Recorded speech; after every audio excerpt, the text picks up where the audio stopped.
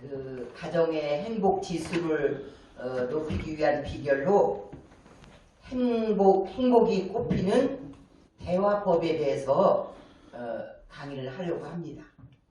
잠시 기도하고 시작하겠습니다. 좋으신 아버지 하나님, 이 시간은 가정의 행복 지수를 높이기 위한 비결로 행복을 꽃피우는 대화법에 대해서 강의를 듣기 위해서 우리가 여기에 모였습니다. 성령님께서 친히 이 자리에 임재하여 주셔서 우리를 가르쳐 주시고 깨닫게 하여 주시고 우리 가정에 적용하게 해 주셔서 모두 가정에서 행복을 꽃피우는 대화를 하게 해 주심으로 가정의 행복지수가 최상인 행복한 가정들이 다 되게 하여 주시옵소서. 우리 주 예수 그리스도의 이름으로 간절히 원하며 기도하옵나이다. 아멘. 오늘의 주제는 행복을 꽃피우는 대화법, 즉 말에 대해서 강의하려고 합니다. 행복한 가정은 가족 간에 이렇게 마음에 다리를 놓고 서로 생각을 나누고 또 감정을 나누고 또 느낌을 나누고 의견을 나누는 이런 정감 어린 대화의 꽃이 핀 가정입니다. 그래서 어떤 가정은 대화를 시작했다 하면은 말다툼이 시작되는 가정이 있습니다. 말만 하면 싸우는 거예요. 서로 부딪히고. 그래서 대화가 끊긴 가정이 있어요. 이런 가정은 마치 혈액순환이 안 되는 몸과 같아서 서로 소통이 안 되므로 가정생활에 이런 마비가 옵니다.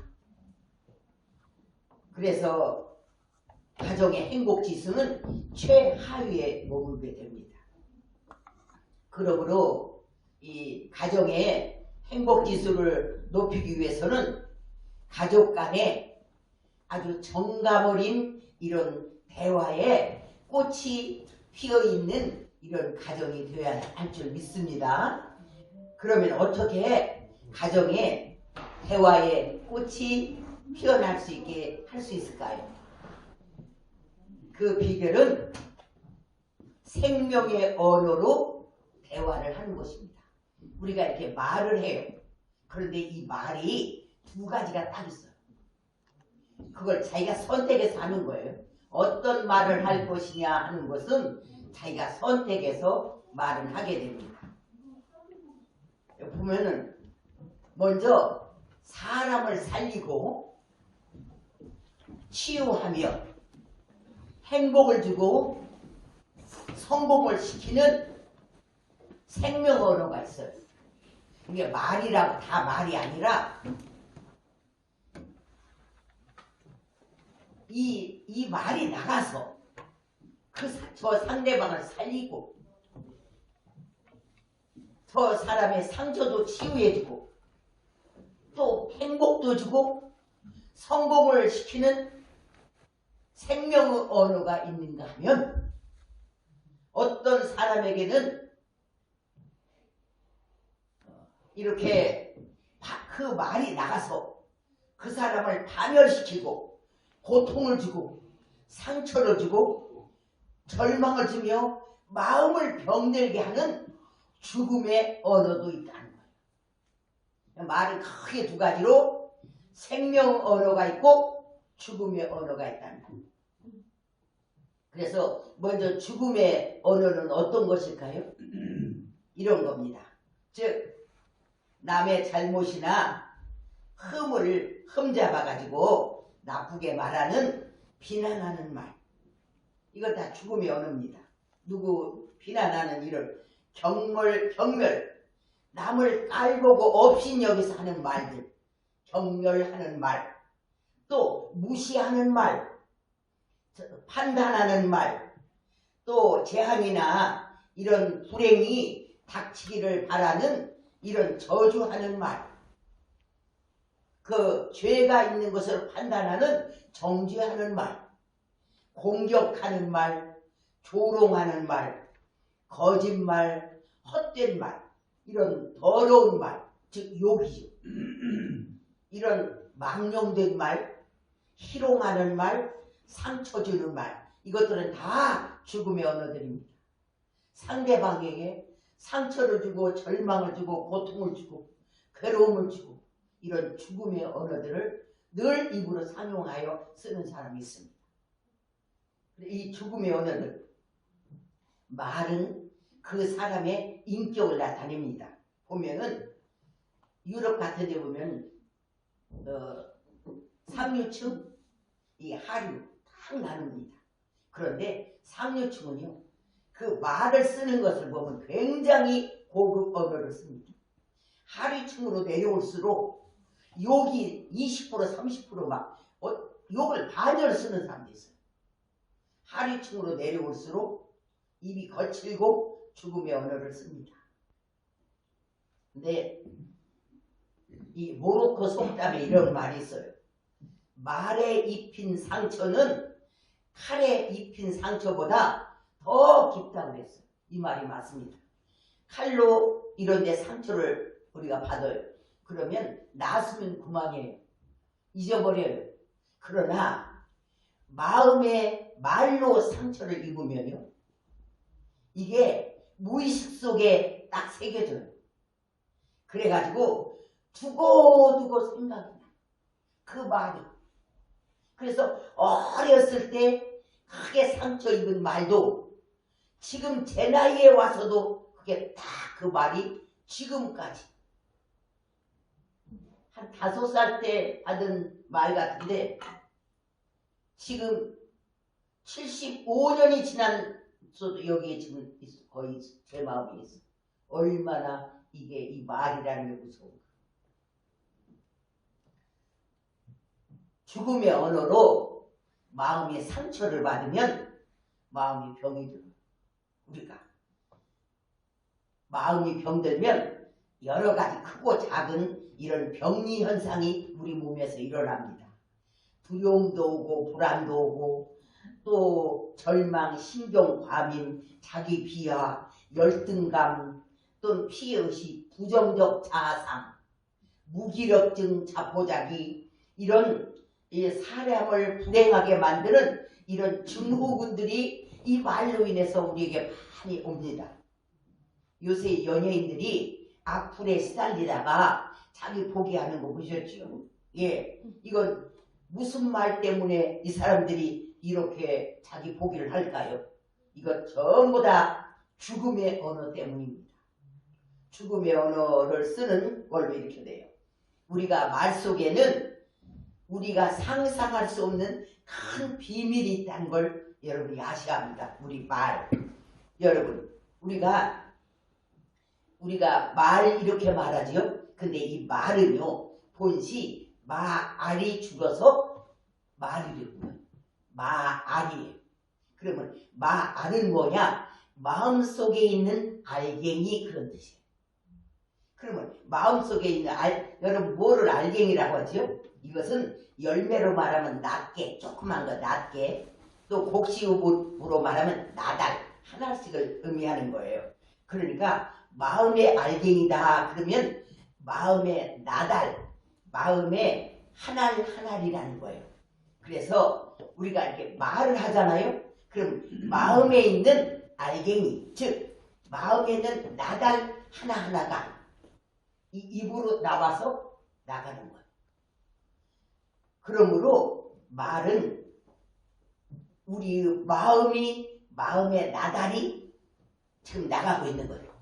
그래서 이건 나가서 엄청난 생명 에너지를 갖고 있으며 사람의 모든 운명과 환경을 변화시키는 움직이는 권세를 갖고 있다고 했어요. 권세는 지배하고 다스려서 복종시키는 걸 권세라고 해요. 그래서 우리가 입에서 마음의 알갱이가 나가서 탁 나가는 순간에 모든 환경을 복종시키고 다스리는 권세를 가지십니다. 그러므로 잠언 18장 21절에서 죽고 사는 것이 혀의 권세에 달렸나니 혀를 쓰기 좋아하는 자는 그 열매를 먹으리라. 그래서 우리가 보통 혀를 세치라고 그래요. 세치혀. 근데 이 세치혀에 우리가 죽느냐 사느냐가 여기에 달려있다는 거예요. 그래가지고 우리 입에서 나온 말이 또 씨가 되어가지고 씨가 되어서 반드시 그 열매를 먹게 된다는 거예요. 우리가 이렇게 해서 말을 하잖아요. 그럼 그 말이 나가서 없어지는 것이 아니라 그게 심겨져서 씨가 되어서 반드시 네가 그 열매를 말한 것에 대한 열매를 먹게 될 것이다. 성경은 우리에게 이렇게 말하고 있어요. 그러니까 우리가 함부로 말하는 것 절대 안 됩니다. 이거 몰라서 그렇게 막 입에서 나온 대로 말하는 거지 절대 마음의 알림이기 때문에 함부로 하는 것이 아니다. 성경은 죽고 사는 것이 네 입에 달렸다 하니 얼마나 우리가 말을 조심해야 할 일입니까? 예. 그래서 여러분 큰 배가요. 보면은 배의 운전대를 키라고 하죠. 키는 장만해요. 이걸 이렇게 운행을 합니다. 그러면 큰 배가 움직이는 거예요. 이와 마찬가지로 여러분 우리의 운전대는 어디 있을까요? 사람도 인생이라는 길을 갈 때에 운전을 해서 가는데 우리 운전대는 어딜까요? 바로 혀입니다. 혀가 말한 대로 우리는 갑니다. 그래서 우리 사람의 운전대는 혀예요. 그래서 얼마나 이 말이 중요한가 그것을 분명히 알아야 합니다. 그래서 다윗은 이런 말을 했어요. 시편 141편 3절에서 여호와여 내 입 앞에 파수꾼을 세워주시고 내 입술의 문을 지키소서. 이 시편 141편은 다윗이 매일 하루를 시작할 때 하는 기도문이 거기가 기록되어 있어요. 그런데 거기에서 다윗이 하루도 안 빼놓고 기도한 것. 입 앞에 파수꾼을 세워주시고 내 입술의 문을 지켜달라. 왜? 그냥 순간적으로 입에서 말이 팍 나가버리네요. 그래서 오직하면 성경에 혀를 길들일 자가 없다고 했어. 이게 그냥 금방 나가서 혀를 길들이는 자는 오히려 다 된 자다. 이렇게 말할 정도예요. 그래서 다윗도 매일 자기 입 혀를 위해서 기도를 했습니다. 그러면 우리도 아침마다 여러분이 이 말이 이렇게 중요하니까 아침마다 다윗처럼 우리도 하루를 시작하면서 내 입술에 파수꾼을 세워주시고 내 입술의 문을 지켜달라는 이 기도를 우리도 꼭 해야 될 줄 믿습니다. 그 다음에 그러면 이건 우리가 꼭 해야 할 생명 언어, 가정에서 또 이웃에서 삶의 현장에서 우리가 어떤 말을 해야 생명 언어가 되겠습니까? 죽음의 언어가 아니라 우리는 생명 언어를 써야 합니다. 다른 사람을 살리고 성공시키고 힘과 용기를 주고 능력을 보여줘서 그 사람을 일으켜 세울 수 있는 생명 언어를 우리가 늘 사용하고 특별히 가정에서 더욱 사용해야 될 줄 믿습니다. 자, 생명 언어를 여러분에게 소개하겠습니다. 첫째는 인정 언어입니다. 인정 언어란 뭐냐? 사람은 누구나 여러분 인정받기 원해요. 어떤 사람은 그래요. 나는 다른 사람이 무엇이라고 생각해도 괜찮아. 큰 소리를 쳐요. 아유 나는 상관없는 사람. 그래도 내심 우리는 누구나 인간관계에서 인정받고 싶어하고 사랑받고 싶은 욕구가 누구나 있습니다. 인정 언어는 그 사람의 본질적 가치를 인정해주는 말이고 소중한 사람이라는 메시지를 주는 말이에요. 상대방의 능력과 수고를 알아주는 말이에요. 그래서 인정 언어를 딱 받으면 참 기분이 최상이 되고 살맛이 납니다. 저 사람이 나를 인정해 주는 거예요. 그럴 때 예를 들면 가정에서 인정 언어는 이런 겁니다. 아내는 남편에게 남편에게 할 수 있는 인정 언어는 뭐냐? 당신이 최고예요. 딱 엄지척 해주는.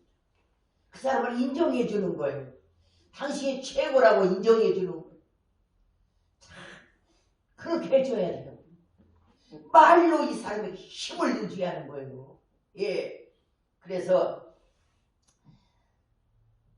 나는 정말 당신밖에 없어요. 당신이 최고예요. 이 세상에서 나는 누가 뭐래도 나는 당신이 최고야. 다 엄지척. 이게 인정언어입니다. 또 남편이 아내에게 해줄 인정언어는 내 인생에서 당신 만난 것이 최고의 큰 축복이고 내 인생에서 최고고 행운이야. 이게 인정해 주는 거예요. 내 인생에서 당신 만난 거 최고의 행운이지. 최고의 축복이지. 정말 최고야. 이렇게 서로가 인정언어를 통해서 힘을 공급해 주는 거예요. 인정해 주는 거예요. 부모는 자식들에게 우리는 이 세상에서 너희들이 최고로 소중하고 너희들이 우리들의 보물이야. 인정해 주는 거예요. 또 자식은 부모에게 우리 부모님 최고예요. 존경해요. 사랑해요. 우리 아빠 엄마가 최고야. 나는 이 세상에서 우리 아빠 엄마가 최고야. 이렇게 인정해주는 말을 들 때 그 부모 마음이 어떻겠어요? 얼마나 살맛이 나고 그 소중하고 정말 그 본질적 가치를 인정해주는 이런 말을 들을 때 살맛이 나지 않겠어요? 가정에서 이런 인정 언어가 절대 필요합니다. 힘을 북돋아 주는 거예요. 그래서 이런 메시지, 이런 대화를 늘 우리도 이게 생명 언어예요. 저 사람이 힘을 주니까 생명을 주는 거예요. 이런 생명 언어를 해서 가정이 행복이 꼽히는 이런 동산이 되어야 될 줄 믿습니다. 두 번째는 격려 언어입니다. 격려. 인정했으면 그 다음에 격려하는 거예요. 격려 언어는 지치거나 힘들 때 치료제가 되는 말이에요. 또 힘이 되어주고 편이 되어주는 말이에요. 또 용기를 북돋아주는 말이에요. 우리가 지치고 힘들 때도 있잖아요. 인생길을 가면서. 그럴 때 막 용기 주고 북돋아주고 막 나는 당신 편이라는 걸 이런 메시지를 주는 말입니다. 독일의 신학자 몬페퍼는 이 세상에서 격려가 필요치 않은 사람은 한 사람도 없다고 그랬어요. 우리 살면서 정말 격려가 필요해요. 서로 격려해 주는 거예요. 사람은 말 한마디에 용기를 얻어 일어설 수도 있고 말 한마디에 실망해서 넘어질 수도 있는 약한 존재예요. 우리가 막 의젓하게 서 있지만 세상은 말 한마디에 쓰러져요. 말 한마디에 용기를 얻고 일어서기도 해요. 잘하는 사람은 더 잘하라고 격려하고 실수한 사람은 다시 일어설 수 있게 격려하는 것은 가장 귀한 것입니다. 여러분 가정에서 격려하는 것 참 중요해요. 어떻게든지 격려해 줘야 해요. 예, 우리가 미국에 존스 홉킨스라는 대학병원이 있는데 거기에서 신의 손이라는 별명을 가진 소아신경외과 벤 카슨이라는 이런 박사가 있어요. 근데 이분은 1987년에 세계 최초로 머리와 몸이 붙은 샴 쌍둥이. 저도 전에 봤는데 아이를 낳는데 머리와 몸뚱이가 딱 완전히 두 아이가 붙어서 나온 거예요.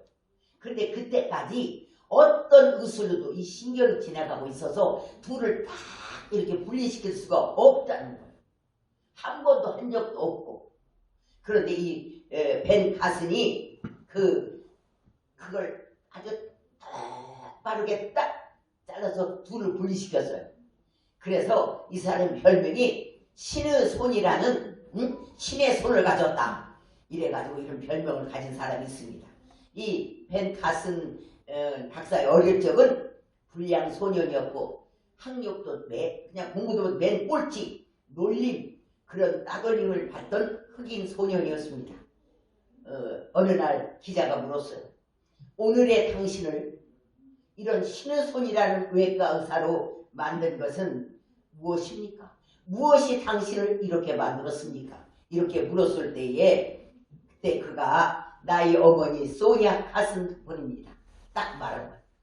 어머니는 내가 늘 꼴찌를 해서 또 흑인이라고 따돌림을 받는 이럴 때에도 왜 너는 딱 어머니가 너는 마음만 먹으면 무엇이든지 할 수 있어. 노력만 하면 할 수 있어. 이 말을 끊임없이 했다는 거야. 이 아이에게 그 말을 너는 노력만 하면 된다. 너는 마음만 먹었다 하면 너는 할 수 있다. 이 말을 그래서 내게 이런 격려와 용기를 주었습니다. 결국 나는 계속 듣는 이 말에 사로잡혔습니다. 여러분 같은 말을 계속하면은요 여러분 어떤 그 말에 잡히게 돼요.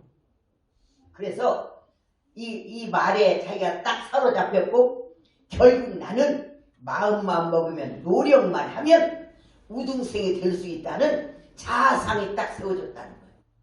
그래가지고 말대로 노력하게 됐고 그 말이 계속 공급되므로 그 자아상이 딱 형성되니까 자기가 열심히 그 말대로 노력을 했더니 사우스 웨스턴 고등학교를 3등으로 졸업하고 명문 미시간 의대에 입학하여 신의 손을 가진 의사가 되었습니다.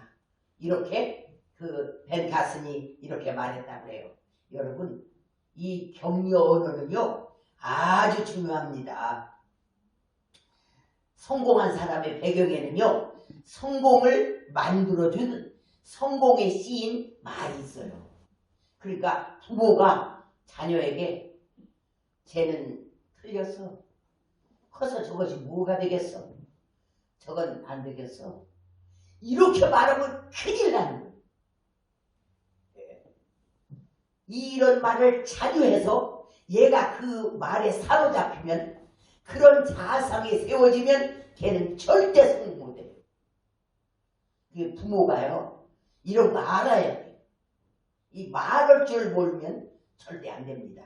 그래서 성공한 사람들을 말을 딱 들어보면요 그 성공을 이끌어준 성공의 시인 말이 있어요. 그리고 그 말에 사로잡히는 거예요. 말은 보이지 않지만 무한한 창조력과 힘을 가진 인생 최대의 에너지이며 인간의 자아상을 형성합니다. 그 말대로 이건 잘 될 놈이야. 이걸 참 보니까 얘는 벌써 잘 될 기미가 보여. 너는 참 훌륭하게 될 것이다.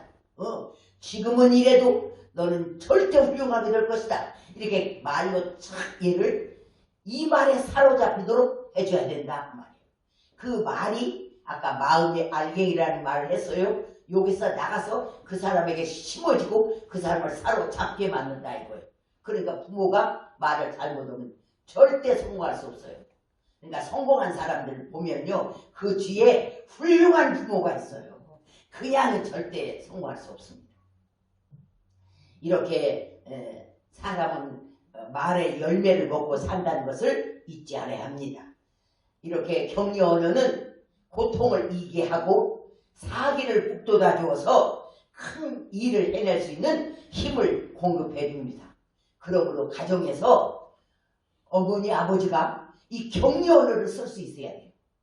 조금만 뭐 실수 하나 하면 그냥 그거 붙잡고 늘어지고 절대 그러면 안 돼요. 실수는 덮어야 합니다. 그리고 얘를 살려내야 돼요. 힘을 공급해 살려내려면 격려 언어를 써야 돼요. 넌 잘할 수 있어. 조금 이번에 실수했지만 그거 문제도 아니야. 괜찮아. 넌 잘할 수 있어. 너는 잘 되래야. 너는 그 방면에서 탁월한 기능을 발휘할 거야. 이렇게 부모가 이런 격려 언어를 해줘야 될 줄 믿습니다. 그 다음에 세 번째는 칭찬 언어입니다. 가족 간의 대화 중에서 최상 언어는 바로 칭찬이에요. 여러분 칭찬은 인간관계를 아름답게 하고 좋게 하는 최고의 명약이죠. 칭찬은 우리가 보면 잠재력을 극대화하는 언어입니다. 그래서 칭찬은 무엇도 춤추게 한다? 고래도 춤추게 한다고 그래요. 잠재력을 극대화시켜요. 그래가지고 이거 야구 선수 박찬호 우리 잘 알고 있지요. 근데 그 박찬호의 미국에 양아버지가 있어요. 아버지 사문 양아버지가 미국에 있는데 토미 라소다라 그래요. 근데 전 LA 다저스 감독이에요. 근데 이 토미 라소다가 50년 동안이나 미국 야구를 대표하는 감독을 했어요. 그런데 비결은 무슨 비결입니까? 50년을 이분이 탑을 끊었어요. 그래서 그 비결은 무엇이냐고 물었을 때 이분이 칭찬입니다 그랬어요. 선수가 안타를 탁 치면 이번에 공이 좀 빨랐는데 잘했어. 아주 좋았어. 엄지척 네가 최고야. 이렇게 감독이 선수를 칭찬해 주는 거예요. 그러면 선수는 그 다음에 더 잘 치려고 감독이 잘한다고 했는데 더 잘 치야 할 거 아니에요. 그러니까 막 더 잘 치려고 최선의 노력을 해서 더 잘 치려고 합니다. 그래서 이 칭찬은 숨어있는 내 안에 숨어있는 잠재력을 칭찬으로 극대화시켜가지고 선수의 능력을 끌어올리는 그래서 최고의 선수로 만드는 칭찬의 리더십을 갖고 그분이 그렇게 성공한 거예요. 여러분 가족 간에 자녀에게 서로 칭찬해. 네. 얼마나 여러분 칭찬 한번 받아봐봐요. 그게 며칠을 가요. 그리고 그냥 마음에 달고 좋아요. 그 말이 칭찬의 말이.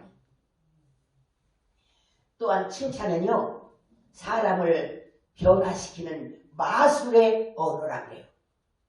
왜냐하면 칭찬을 듣잖아요. 그러면 마음이 열리고 다른 충고나 훈계도 잘 받아들이고 변화돼요. 사람은 칭찬을 먹고 사는 존재요. 칭찬을 받으면요 여러분 변화돼요. 우리가 말할 때 충고나 훈계만 주면은요 돌아설 때 마음이 써요. 충고나 훈계가 우리에게 좋은 건지는 알아. 그런데 그 말을 듣고 나면 마음이 어쩐지 쓰고 안 좋아요.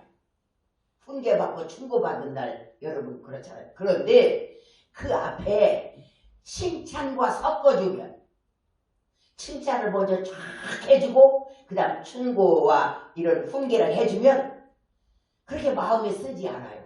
그리고 그렇게 해야지 이런 마음이 온다니까요. 그러니까 칭찬은 사람을 변화시키는 마술의 언어예요.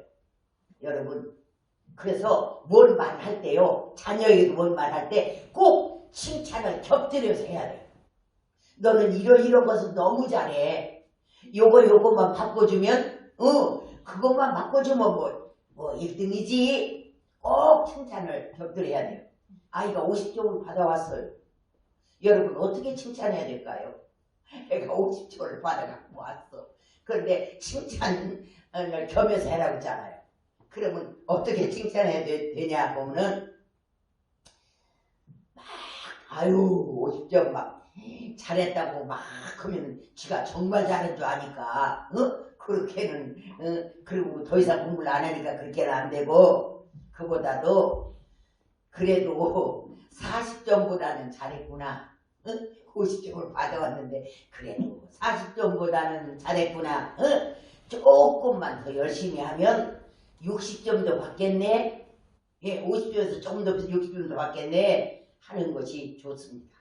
이게 50점 받아왔다고 엄청 야단을 치고 매를 치고 하는 것보다 월등하게 이게 효과적입니다. 매 맞고 그렇게 했을 때 내가 공부 더 잘해야지 그런 마음이 안 든다는 얘기예요. 그 매 맞은 것만 마음의 상처로 남고 공부 더 잘해야지 그 마음이 안 돼. 근데 칭찬해주고 지금 현상 이 자체를 40점보다는 잘했구나 50점이 조금만 더 노력하면 60점 되겠네. 이것은 남는다 이 말이에요. 아 내가 조금만 더 해서 그래도 60점을 받아 와야 되겠네. 요 정도로 내가 노력하면 되지 않겠나? 요렇게 자기가 상처 안 되게 엄마 말을 받아들인다 이거예요. 꼭 칭찬과 곁들여서 훈계와 교훈도 해야 돼요. 그런데 막 훈계와 교훈만 막 그냥 하면 그냥 부모 앞이니까 듣는 척 해요. 그러나 그 마음에서는 안 받아들여요. 또 좀 재밌는 얘기, 만약에 남편이 술에 취해가지고 밤 1시에 들어왔어요. 어떻게 칭찬할 수 있을까 이것을요? 그런데 여기도 칭찬이 필요해요. 어떻게 칭찬, 이때 아내가 도대체 지금이 몇 시냐? 막 짜증내고 막 남편한테 막 닥달을 해요. 그러면 속은 시원합니다. 했으니까 막 풀어놓았으니까. 그러나 남편의 습관은 변하지 않습니다. 요걸로는 절대 안 변해요. 닥달하고 막 그냥 이렇게 해갖고는 안 변하고. 그러면 어떻게 칭찬을 하고 칭찬은 사람을 변하게 하는 마술의 언어라고 했는데 그럼 뭐라고 칭찬해야 할까요? 이렇게 늦은 시간에 이렇게 해서 왔는데 실상 칭찬할 게 하나도 없는가? 너도 있어요. 당신 그래도 길 잃지 않고 집까지 잘 찾아왔네요. 다른 사람들은 엉뚱한 데로 가기도 한다던데. 어머 어떻게 집 잘 찾아왔어요? 이렇게 하면서 다음엔 기다리는 사람 생각해서 조금만 일찍 들어오세요. 이렇게 말을 하면 아까 언제 그거를 고칠 거야? 응? 지금이 몇 시인데? 응? 내가 지금 얼마나 기다렸는데 막 이러고 막 이건 절대 안 변해. 안 변해. 그러면 속에서 막 그 말이 받아들이지 않고 역한 감정만 이렇게 물 탁 들어가 버려요. 그런데 이렇게 말하면 어쩌면 그래도 집 잘 찾아왔냐고 칭찬하고 다음에는 기다린 사람 생각해서 조금만 일찍 들어오세요. 이렇게 정다운 소리로 말하면 미안해서 그래 미안해 오늘 참 너무 많이 늦었지? 내가 노력해볼게. 이 말이 자동으로 나오는 거예요. 이렇게 나오게 말을 해야 돼요. 그러니까 무슨 말을 하든지 칭찬을 얹어주고 말하라 그 말이에요. 그래야 흡수가 되고 받아들여서 칭찬은 이렇게 사람을 변화시키는 마술의 언어다. 이렇게 말해요. 또 칭찬은 귀로 먹는 보약이라고 그래요. 귀로 먹는 보약. 잠언 16장 24절에 선한 말은 마음에 달고 뼈에 양약이 되느니라. 이렇게 말씀하고 있어요. 칭찬은요. 상처받은 사람도 따뜻하고 인자한 말로 칭찬하면 심령이 치료받아요. 칭찬해주면 심령이 치료받고 또 육체의 질병도 치료하는데 이 칭찬은 마음에 달고 마음을 기쁘게 함으로 뇌에서 엔돌핀이 많이 생성되어서 면역력을 강화시켜주므로 건강한 육체를 만들어주기도 합니다. 그래서 이 칭찬은 귀로 먹는 보약이라고 해요. 그래서 서로가 남편은 아내에게 아내는 남편에게 서로 칭찬해서 귀로 먹는 보약인데 보약 한 채씩 이렇게 지어주는 것 너무 중요하잖아요. 칭찬으로. 사람을 딱 보면요. 누구나 칭찬할 게 있어요. 안 해서 그렇지. 칭찬하려고 딱 마음 먹고 보면은요. 보약 한 채 지어줘야지. 오늘 또 애쓰고 힘들었는데 그래가지고 막 칭찬을 다 그 귀로 보약 한 채 먹은 거나 마찬가지다 그 말이에요. 여러분 이렇게 이 가정에서 칭찬의 언어로 대화해. 칭찬은 생명의 언어입니다. 그래서 여러분 다 이렇게 칭찬의 언어로 대화하시기 바랍니다. 그 다음에 생명 언어는 또 뭐냐? can 언어입니다. 영어로 can, can 즉 힘과 사기를 불어주는 말로서 할 수 있다에 사람을 만들어주는 언어입니다. 캔 언어. 예수님께서도 항상 캔 언어를 사용하셨어요. 할 수 있거든이 무슨 말이냐? 믿는 자에게는 능치 못할 일이 없느니라. 언제나 예수님은 할 수 있다. 캔 언어를 사용하셨어요. 바울도 내게 능력 주시는 자 안에서 내가 모든 것을 할 수 있느니라. 여러분 참 이 캔 언어가 너무 중요해요. 할 수 있습니까? 할 수 있습니다. 그 사람은 꼭 해냅니다. 할 수 없어요. 못해요. 그 사람. 입에서 운전을 할 수 없다는 게 운전하니까 안 되는 거예요. 조금 어려워도 할 수 있습니다. 내가 딱 말하면요. 몸이 할 수 있는 준비를 합니다. 근데 할 수 없다 하면 몸이 할 수 없는 준비를 딱 하는 거예요. 참 중요해요. 입에서 그 나온 말이 몸에 굉장한 영향력을 준다는 걸 여러분이 알아야 합니다. 우리 입에서 나온 말이요. 우리가 그냥 할 수 있다, 할 수 없다 이렇게 말을 같아도 이게 내 몸과 환경을 전부 다 움직이는 어마어마한 생명 에너지가 입에서 난 말이 있다는 걸 알아야 합니다. 그래서 캔 언어를 할 수 있다 이런 것은 나 스스로에게 주는 가장 귀한 선물이고 나를 강하게 만드는 강력한 도구인 줄 믿습니다. 나는 할 수 있어. 할 수 있다. 해보자. 하면 된다. 나는 할 수 있어. 나는 할 수 있어. 이렇게 해야지. 나는 이제 늙어서 뭐 힘도 없고 나는 할 수 없어. 그러면요. 그 일 못 해내요. 입으로 안 된다고 하면. 난 할 수 있어. 예.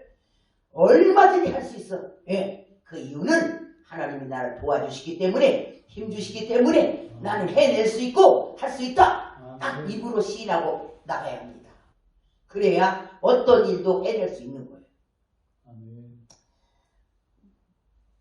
어려운 환경이나 이런 거에 부딪히면 과연 내가 할 수 있을까? 못해. 어려워. 힘들어. 안 돼. 그러잖아요. 우리 입으로. 그러면 온몸에 힘이 쫙 빠집니다. 아주 이거 그냥 해보면 알아요. 기가 막혀요. 몸에 힘이 쫙 빠지고 그리고 몸이 안 될 준비를 하고 주인은 어두워지고 결국 못하게 됩니다. 그러나 우리는 예수 믿고 하나님의 형상을 회복한 하나님의 자녀들이요. 하나님의 성령께서 도와주시려고 보혜사로 우리 곁에 와 계신 걸 믿습니다.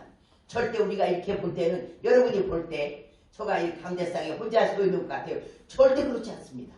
예, 절대 성령 하나님께서 도와주시기 위해서 제 우편에 지금 계시는 것을 믿음의 눈으로 볼 수 있습니다. 하나님이 와서 도와주려고 옆에 계신데 뭘 못하겠어요. 이거 아카데미 들것 아카데미 이거 할 수 있어요? 물어봤어요. 할 수 있다고 그랬죠. 예. 아이고 할 수 있지. 하나님이 도와주신데 할 수 있지. 예. 무슨 일이든 하나님의 성령께서 나를 도와주신다는 그리고 하나님이 나를 도와주시고 옆에 보혜사로 와 계시는데 뭘 못하겠어요. 할 수 있습니다. 이렇게 입으로 시인하면 할 수 있는 방법이 생기고 할 수 있는 힘이 공급되고 예, 능하게 될 수 있는 거예요. 그러니까 우리는 어떻게든지 할 수 있다고 해야 합니다. 그래서 하나님이 함께 하시니 나는 할 수 있고 하나님이 나를 도와주시니 나는 할 수 있고 그러므로 나는 할 수 있다는 캔 언어를 내 안에 있는 나에게 계속 불어넣어줘야 돼. 할 수 있다고 불어넣어주고 입으로 할 수 있다고 선포해야 합니다. 그래야 할 때 하나님의 능력이 임하기 시작하여 힘이 솟고 사기가 오르고 능히 그 일을 할 수 있을 줄 믿습니다. 하나님은 어떤 사람과 함께 하느냐 그러면 할 수 없다, 안 된다, 어렵다, 힘들다 이런 사람과는 하나님이 함께 할 수가 없습니다. 반면에 하나님이 도와주시니 하나님이 함께 하시니 나는 능히 할 수 있다. 이렇게 딱 마음을 다잡고 입으로 할 수 있다고 시인한 자에게 하나님이 힘이 공급되고 지혜가 공급되고 길이 열리고 이 모든 것이 이루게 될 줄 믿습니다.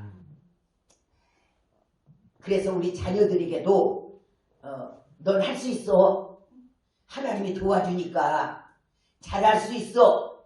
라고 계속 캔 언어를 아이들에게도 불어 넣어줘야 돼.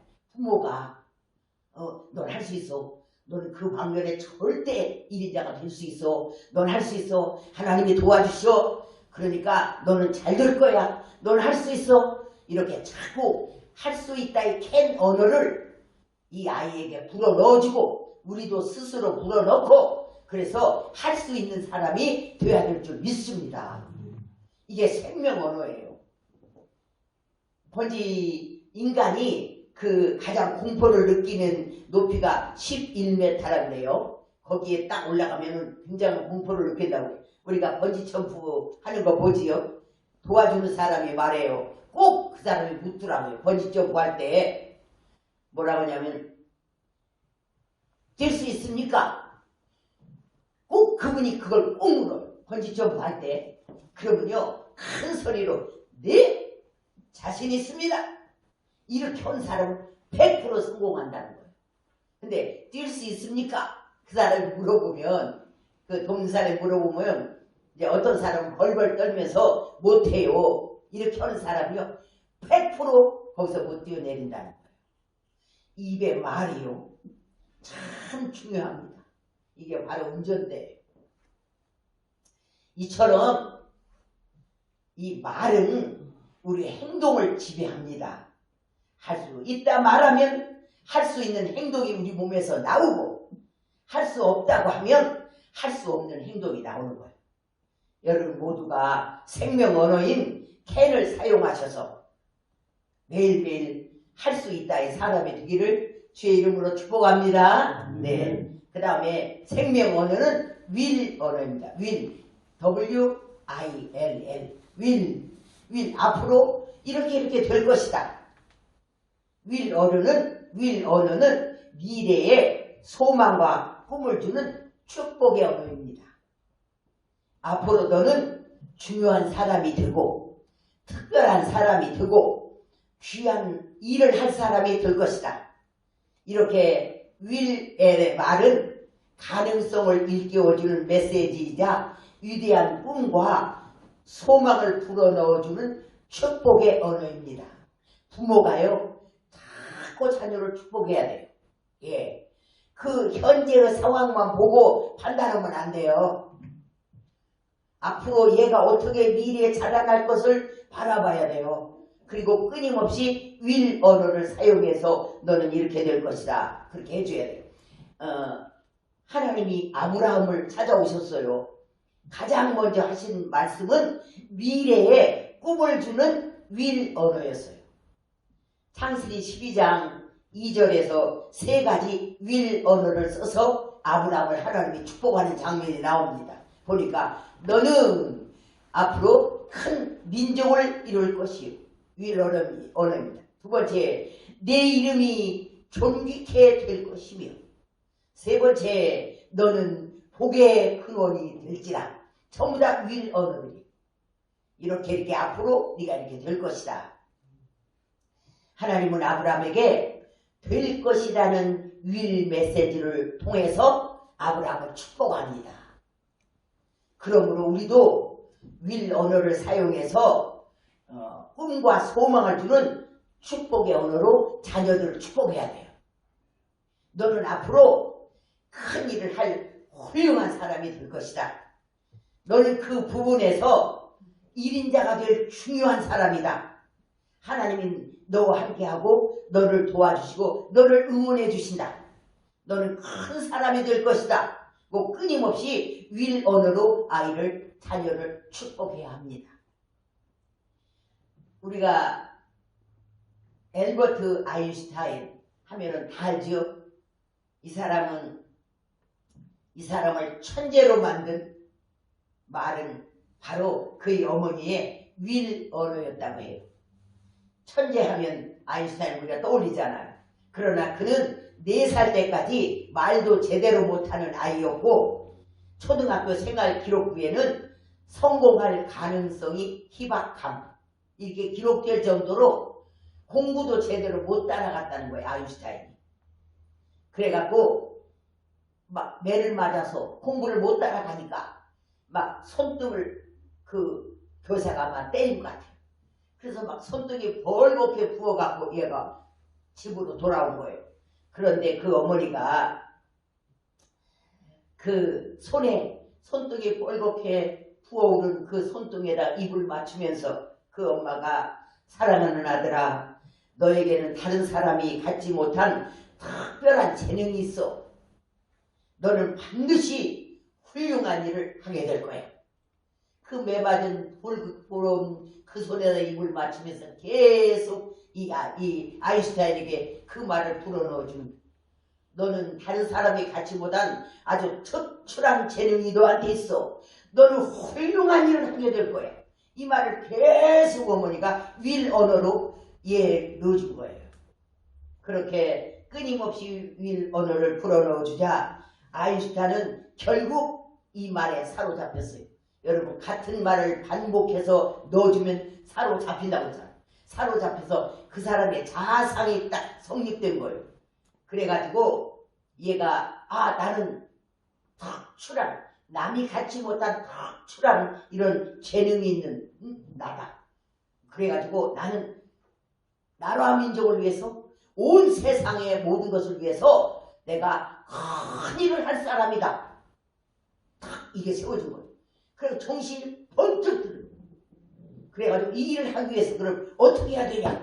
이래가지고 15살도 되기도 전에 얘가 뉴턴, 만민족을 발견한 뉴턴의 책을 다 독파하고 스피노자, 데카르트 이런 철학적인 책까지 얘가 막 읽기 시작해. 15살 이전에. 그렇게 읽을 정도로 변화되었고 드디어 상대성 원리를 발견하는 세계적인 천재로 발돋움했어요. 여러분, 이렇게 사람이 말이 그 자녀에게 들어가서 이렇게 운명과 환경과 사람을 바뀌는 이런 엄청난 일을 해내는 거예요. 어머니가 정말 지혜롭고 똑똑해야 돼요. 예. 그래야 이런 자녀를 길러내는 거예요. 얘는 4살까지 말도 못하고 날마다 두들겨 맞든 공부부터 해서 맞든 둔재였어요. 근데 둔재를 천재로 만든 윌러, 그 어머니 윌러. 여러분, 말이 이렇게 중요하다니까요. 그래서 여러분도 가정에서 이런 윌 언어로 아이들을 축복해 주시기 바랍니다. 지금 조금 못 오고 조금 견나가고 빗나가고 이거 아무것도 아니에요. 성장 과정에서 그걸 통해서 배우는 것도 또 많아요. 그러니까 그것 보고 얘 전체를 이렇게 하는 것은 아니에요. 호박이나 이런 것은 한 3개월이면 따서 먹어요. 그런데 이런 참나무, 도토리나무 같은 이런 나무는요, 한 30년 이상 돼야 그게 제목이 되어서 비어서 집도 지어요. 그럼 집지면 수백 년 가요. 그렇게 뭐 호박나물 같이 자녀 농사를 그렇게 몇 개월간에 그렇게 판단하면 안 돼요.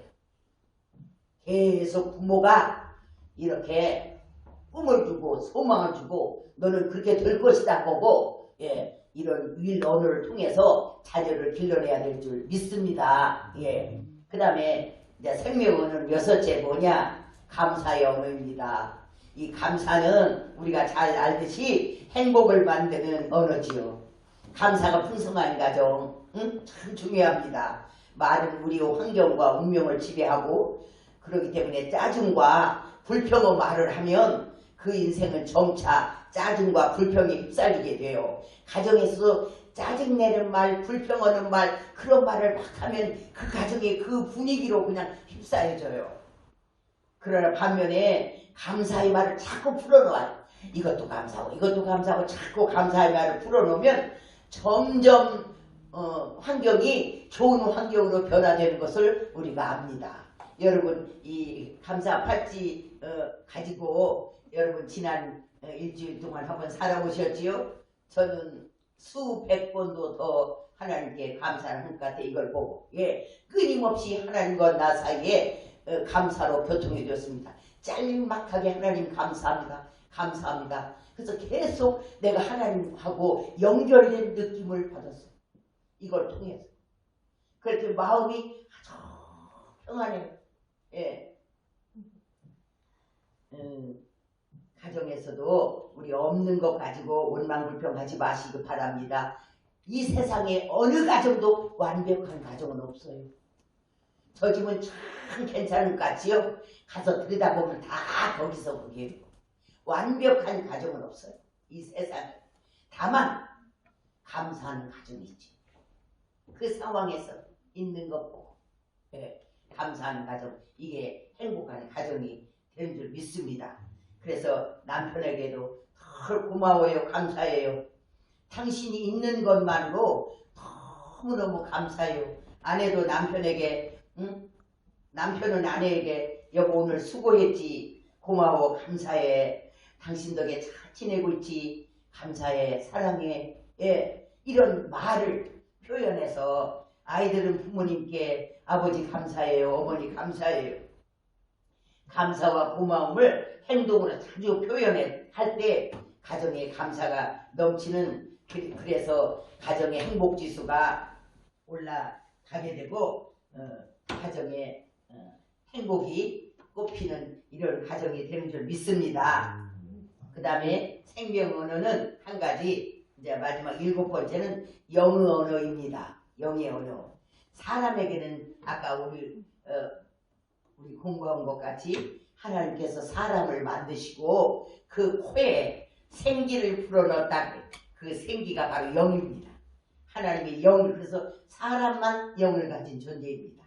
그래서 이 영은 바로 하나님이 계신 곳이고 양심이 자리한 곳이기 때문에 영은, 우리 안에 영은 참말을 하고 싶어요. 거짓이 아니라 참. 우리가 영을 따라 말할 때 하나님의 사람, 신령한 사람, 생명과 평안을 누리는 이런 사람이 될 수 있습니다. 그럼 영은, 우리 안에 있는 영은 어떤 말을 하고 싶어 할까요? 영은 정직한 말을 하기를 원합니다. 에베소 4장 25절에 그런즉 거짓을 버리고 각각 그 이웃으로 더불어 참된 것을 말하라. 우리 영은요, 거짓말하는 것은 딱 안 돼요. 여러분, 예수 믿는 사람은 정직해야 돼요. 정직한 말을 해야 돼요. 여러분, 거짓말 한번 하죠? 그러면 그 거짓말을 무마하기 위해서는 한 10가지는 또 거짓말 해야 돼요. 그리고 결국에는 틀림없이 진실은 밝혀지고 거짓말은 나타나요.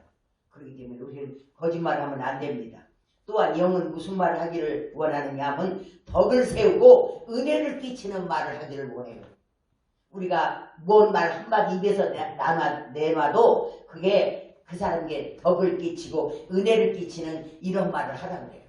하나님께서 우리에게 무릇 더러운 말은 너 입 밖에 내지도 말고 오직 덕을 세우는 선한 말을 하여 듣는 자에게 은혜를 끼치게 하라. 이렇게 에베소 4장 29절에 해요. 그래서 우리는 이제 더러운 말, 음담해서 아유 그런 거 절대 우리 입에 절대 다루면 안 돼. 누추한 말, 희롱하는 말, 조롱하는 말, 이런 말은 입 밖에 내지도 말고 덕을 세우는 말, 은혜를 끼치는 이런 선한 말을 해야 될 줄 믿습니다. 또한 영은 사랑의 말을 하기를 원해요. 이 사랑의 말은 모든 허물을 덮고 이해하고 용서하는 말일 줄 믿습니다. 그래서 사랑은 이해하고 용서하는 거예요. 그래서 우리가 용서하고 이해하고 사랑하는 이런 말을 해야 될 줄 믿습니다. 그럴 때 우리가 하나님의 사람으로서 생명과 평안을 누리게 되는 줄 믿습니다. 말씀을 정리해 보겠습니다. 우리 가정에서 행복을 꽃피우는 대화를 하려면 생명 언어로 대화를 해야 하는데 이 생명 언어는 인정 언어, 격려 언어, 칭찬 언어, 할 수 있다의 can 언어, 그 다음 미래의 소망과 꿈을 주는 will 언어, 그 다음에 감사 언어, 영의 언어, 이렇게 7가지가 생명 언어로 우리가 사용해야 할 말이고 가정에서 대화 속에 써야 할 말일 줄 믿습니다. 그래서 여러분 다 생명 언어로 대화를 하시기 바랍니다. 그 다음에 하나 더 여러분에게 꿀팁을 하나 드린다고 합니다. 제가 늘 사용하는 건데 제가 살아보니까 너무 이게 좋더라고요. 그래서 여러분에게 소개하려고 합니다. 우리가 말을 탁 할 때 나도 모르게 그냥 이 말이 나와버리는 거예요. 그래서 말의 실수를 줄이고 어떻게 하면 말의 실수를 줄일 수 있을까? 그래서 자기 통제 기제라고 해요. 자기 통제 기제. 자기를 조절하고 통제할 수 있는 기제를 하나씩 갖고 다니면 여러분이 말이나 생활에서 실수할 때 조금 훨씬 이것을 줄일 수가 있어요. 그것을 뭐라 하냐면 STC입니다. 제가 갖고 다니는 저를 조절하고 통제하는 제 기제. 자, S는 뭐냐면 stop입니다. stop. T는 think, 생각하다. C는 choose. 우리가 선택하다는 choice 그러죠? 이건 동사로 choose. 이것은 선택하다. 그래서 S, T, C 이것을 제가 가지고 다닙니다. 이건 뭐냐? 어떤 상황이 벌어졌어요. 근데 이게 확 올라와. 이게 올라와요. 만약에 아이를 기르는 집이에요. 그런데 제가 밤에 아빠가 이렇게 나와봤어. 한 1시쯤 됐어. 근데 나보니까 아들이 그걸 하고 있어. 게임을. 그러니까 아빠가 어떻게 순간적으로 확 이게 올라왔어. 여태까지 안 자고 지금 저걸 하고 있어. 쫙 이게 탁 올라왔어요. 자, 이럴 때 어떻게 해요? S 스스로에게 스톱. 저에게 스톱을 거는 거예요. 이게 확 이가 막 이런 게 올라오는 거예요. 그럴 때 스톱. 저에게 스톱을 이게 올라올 때 스톱을 걸 나를 스톱시키는 스톱. think 생각하는 거예요. 어떻게 이걸 대처할까? 막 가서 막 한 방 놓을까? 두 번째 그냥 모른 체 하고 그냥 지나갈까? 세 번째 아유 너무 늦었는데 응? 내일을 위해서도 좀 자야 하지 않을까? 응? 이렇게 말할까? 이 세 가지 중에서 think 생각하는 거예요. 어떤 걸로 할까? 3번이 제일 낫겠지? 2번 그냥 본체만 채울 수도 없고 보기 봤으니까. 그러면 3번으로 할까? 그러면 choice 선택을 3번을 선택했어. 그러고 아주 밤에 늦었는데 내일 위해서 자야 하지 않겠어? 응? 그만 끄고 자는 게 어때? 그 말만 딱 하고 가는 거야. 그러면 얘가 혼난 거 아니에요. 자기도 알고 있는데 이게 너무 재밌어서 지금 못 놓는 거야. 근데 아버지가 와서 좀 체크를 해주는 거야. 알았어요. 그리고 아유, 그만해야지 이게 와요.